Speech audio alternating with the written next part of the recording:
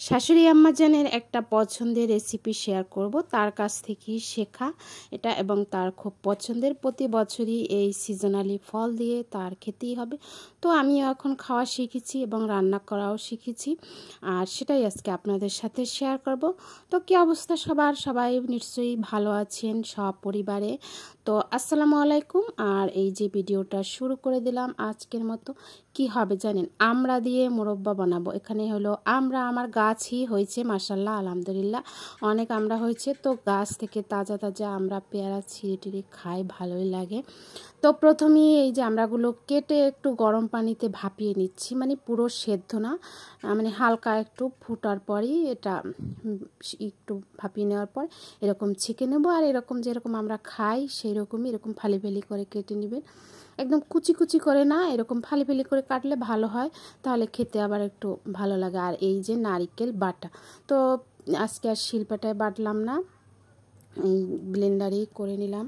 তো এখানে নারকেল আর একটু দারচিনি আর তেজপাতা দিয়ে নারকেলটা অনেকক্ষণ ভাজি করছি, একটু ঘ্রাণ আসা পর্যন্ত।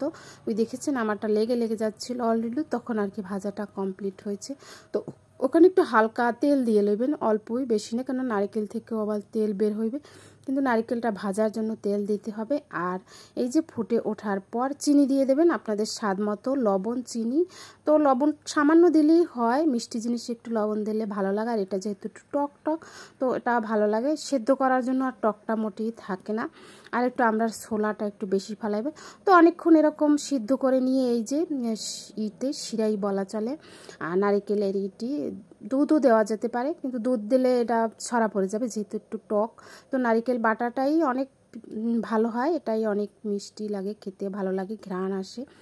আর এই যে দেখুন হয়ে গেল আমার রান্নাটা। আর এটা আমার শাশুড়ি আম্মা জানে। তো বরিশালের অনেক জেলায় আছে, তো বিভিন্ন জেলায় আবার বিভিন্ন বিভিন্ন ধরনের খাবার খায়। তো আমাদের বরগুনা জেলায় এটা তেমন একটা কেউ খায় না। তো আমার শাশুড়ি আম্মা জানেরা আবার তাদের বাড়ি হচ্ছে বাগেরহাট জেলা, তো মোরলগঞ্জ ওদিকের মানুষ আবার এগুলো খায়। তো তার শেখা আর কি, শ্বশুরবাড়ি আসার পর এইটা খাওয়া হয়েছে।